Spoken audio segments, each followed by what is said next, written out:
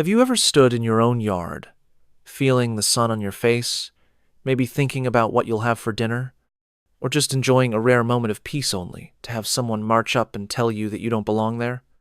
I know, it sounds ridiculous, right? But that's exactly what happened to me.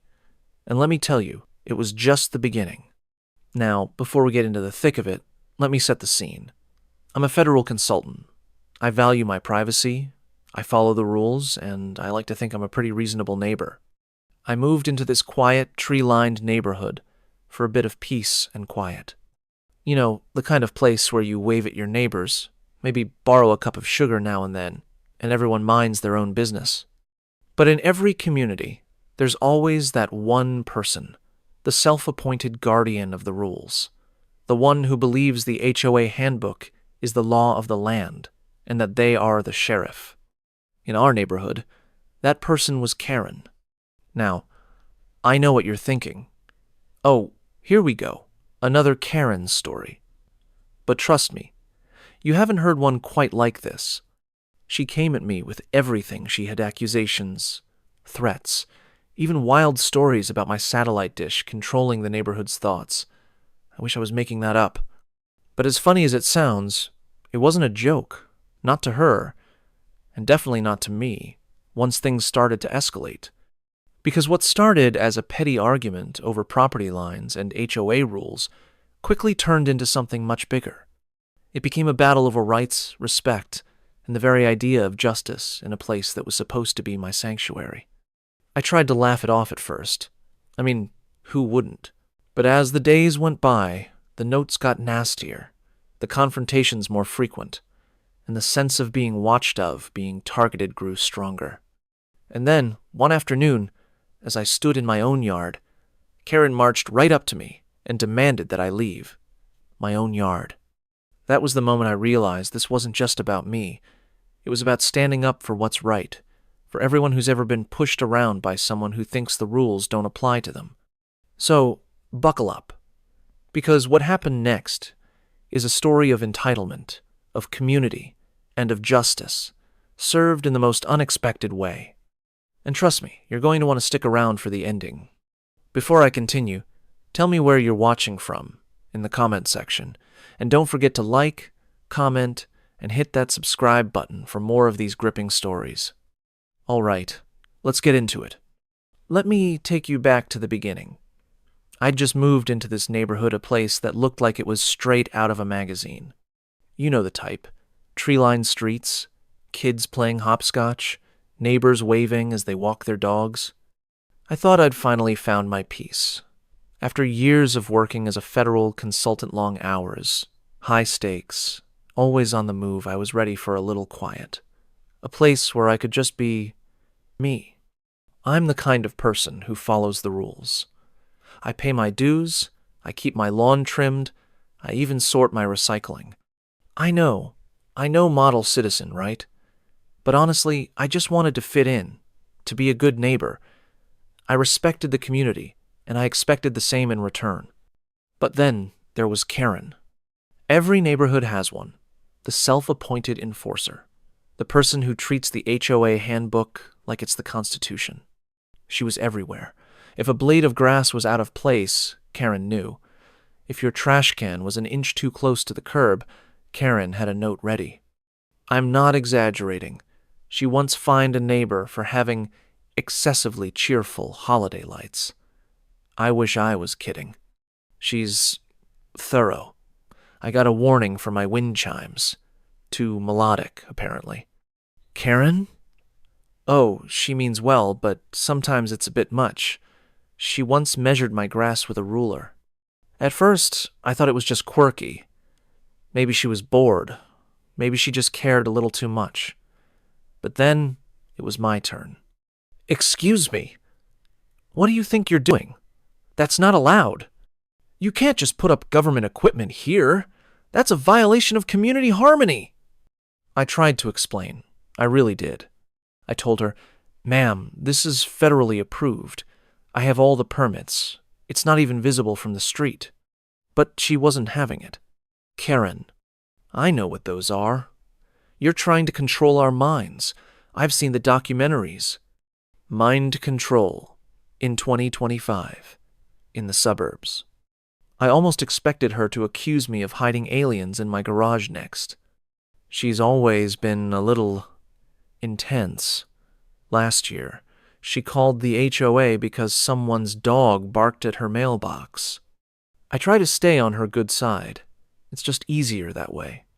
But I wasn't about to back down. I knew my rights. I had the paperwork. I thought, this will blow over. But it didn't. The notes started coming daily. Then she started calling these so-called security teams. Security guard. Ma'am, we're just here to check the meter. Karen. No, he's breaking the rules. Detain him. I couldn't believe it. She was trying to have me detained. In my own yard. I mean, who does that? Now, here's where it gets interesting. What Karen didn't know, what almost nobody knew, was that, because of my work, I had a Secret Service detail assigned to me. They were there to keep an eye on things, just in case. Most days, they just sat in the car, probably bored out of their minds, but always alert. I tried to keep things civil. I really did. I responded to her notes politely. I even invited her over to see the permits. She declined, said she didn't want to be brainwashed. She's always been like that. Once she gets an idea in her head, there's no changing her mind. The tension kept building. Every day a new note. Every week a new accusation. I started to feel like a prisoner in my own home. And that's when I realized this wasn't just about a satellite dish. It was about power, about control, about someone who thought the rules only applied to everyone else. I could have moved. I could have given in. But I knew if I did, she'd just move on to the next person. So I decided to stand my ground. Little did I know, the real showdown was just around the corner. And when it came, it would change everything, not just for me, but for the whole neighborhood. You know, there are days you remember for the rest of your life. Sometimes it's a birthday, a wedding, the day you got your first job. And sometimes it's the day your neighbor tries to have you arrested in your own yard. Karen. That's it. I've had enough. You are trespassing. You need to leave this property immediately. At first, I thought she was joking. I mean, how do you trespass on your own property? But she was dead serious. Karen. Security. I need you here now. He's refusing to leave. He's a danger to the community. Now, let me paint the picture. These guys weren't exactly the Secret Service. One of them looked like he'd just come from a pizza delivery. The other kept asking if this was going to take long because he had somewhere to be. But Karen? She was in full command mode. Karen. Detain him. He's violating HOA rules. He's a threat. I stood my ground. I told them. This is my property. I have every right to be here. You have no authority to remove me. Karen. If you don't leave, I'll have you arrested. The guards, unsure, look at each other. One pulls out a pair of plastic zip ties. And then, believe it or not, they zip-tied my hands. Right there, in front of my own house. I just kept thinking, is this really happening? I could have yelled. I could have fought back. But I knew that's what she wanted, so I stayed calm. I looked her in the eye and said, "You're making a mistake." And that's when everything changed. Secret Service agent. Ma'am, step away from him. This is a federally protected individual. You are trespassing and unlawfully detaining a federal consultant. Karen freezes, her face a mix of shock and outrage. The security guards drop the zip ties and back away, hands raised. You should have seen her face. For a moment she was speechless. And let me tell you, that was a first. Neighbors peeking through their blinds, mouth open in disbelief. Another neighbor records the scene on their phone. Neighbor 1. I couldn't believe it. One minute she's yelling, the next, these guys in suits show up. It was like something out of a movie. Secret Service agent. Ma'am, you need to leave this property immediately. You are in violation of several laws. Karen, you don't understand. He's dangerous. He's trying to control our minds. He's got government equipment. He's spying on us. Secret Service agent. Ma'am, you are trespassing. If you do not leave, we will be forced to call local law enforcement. Karen, realizing she's lost control, storms off, muttering about corruption and cover-ups. The security guards slink away, avoiding eye contact. I stood there, hands still tingling from the zip ties, watching her retreat. I couldn't help but laugh. I mean, who gets rescued by the Secret Service in their own front yard? Neighbors, some laughing, some shaking their heads. Neighbor 2. I've never seen anything like it. She just wouldn't let it go. Neighbor 3. Honestly, I was glad someone finally stood up to her. But Karen wasn't done. Oh no. She doubled down. She called the police, the HOA, and even tried to get the local news involved. The police arrived, took statements, and after reviewing the evidence and the Secret Service credentials, they issued Karen a cease and desist notice. Police officer. Ma'am, you are not to approach this property or its owner again. Any further contact will result in arrest. Police officer. That's enough, ma'am. It was over. Or so I thought. But the damage was done. The neighborhood had seen it all. And for the first time, people started to question Karen's authority. Neighbor 4. After that day, things changed. People weren't afraid anymore. I learned a lot that day. About standing your ground. About the power of staying calm. And about how sometimes justice shows up in a black SUV when you least expect it. You'd think after a scene like that, things would settle down. But in reality, the real work was just beginning. Karen's public meltdown wasn't just embarrassing. It was a wake-up call for the entire community. People started talking, really talking, for the first time in years. Stories poured out.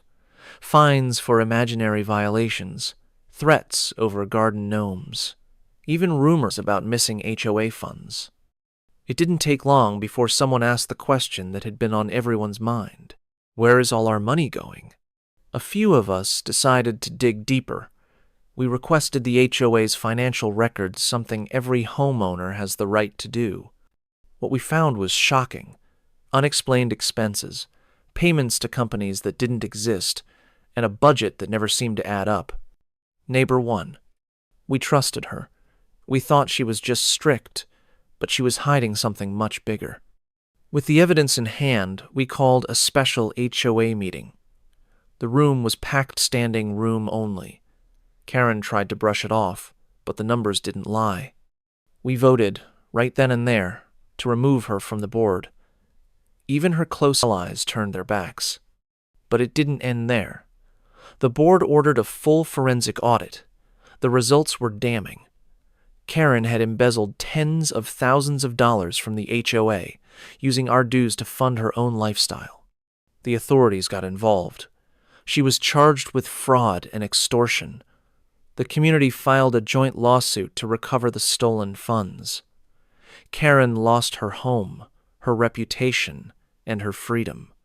She was sentenced to prison, and the bank foreclosed on her house. But the real victory wasn't just in the courtroom. It was in the way the community came together. People who'd barely spoken before were now united, determined to rebuild trust and transparency. Looking back, I won't pretend it was easy. Standing up for what's right rarely is.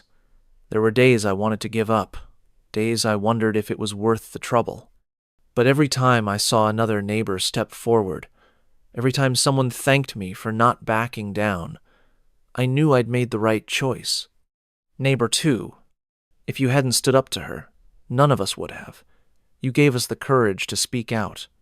Neighbor 3, the neighborhood feels different now, safer, more like a community. This experience opened my eyes to the importance of accountability, not just for those in power, but for all of us.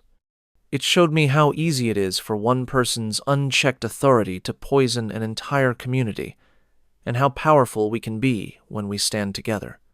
We rewrote the bylaws, put new checks and balances in place, and made sure every homeowner had a voice. The days of secret fines and backroom deals were over. This wasn't just about me or my property. It was about showing that no one is above the law. Entitlement has its limits, and justice will always prevail. If you're facing your own Karen, remember, you're not alone. Stand your ground, gather your community, and never underestimate the power of truth. So, here we are. If you've made it this far, thank you for sticking with me through every twist, every laugh, every moment of disbelief. I know my story might sound wild, but I promise you, it's real. And if it can happen to me, it can happen to anyone. Maybe you're watching this and thinking, that could never happen where I live. Or maybe you're nodding along, remembering your own run in with a Karen, a Ken, or just someone who thought the rules didn't apply to them. Trust me, you're not alone. Here's what I want you to take away from all this. You have rights, you have a voice, and you have the power to stand up against misuse of authority, whether it's in your neighborhood, your workplace, or anywhere else. 1. Know your rights. Learn your local laws, your HOA bylaws, your tenant rights, whatever applies to you. Knowledge is your first line of defense. 2. Document everything. Keep records of every notice, every conversation, every incident. Take photos, save emails, write down dates and times. If things escalate, you'll be glad you did. 3. Stay calm, stay civil. Don't let anger or fear dictate your actions. Respond with facts, not emotion. It's hard, I know. Believe me, I know. But it makes all the difference. 4. Build community. Talk to your neighbors. Share your experiences. You'd be surprised how many people are dealing with the same issues. There's strength in numbers. 5. Seek legal help if needed. If someone crosses the line trespassing, harassment, fraud, and hesitate to get legal advice, there are organizations and hotlines that can help, often for free or at low cost. I've put some resources in the description below. Check them out, share them, and don't be afraid to use them. And if you're dealing with your own Karen, remember, you don't have to face it alone. Let's be honest, communities work best when we look out for each other. That doesn't mean bad behavior slide. It means holding each other accountable, but doing it with respect, with empathy, and with a commitment to fairness. If you see something wrong, speak up. If you see someone being mistreated, stand with them. If you're in a position of authority, use it wisely, because power is a privilege, not a weapon. I'll leave you with this. Injustice thrives when good people stay silent. Let this story remind us all that standing up for what's right can inspire change just for ourselves, but for everyone around us. You don't have to be a hero. You just have to be willing to do the right thing, even when it's hard. Because when you do, you give others the courage to do the same. Thank you for watching, for listening, and for caring. If this story moved you, please share it. Leave a comment below. Tell me your story, your struggles, your victories. Let's keep this conversation going. And hey, don't forget to like, subscribe, and hit that bell for more real stories, because you never know what's happening just down the street.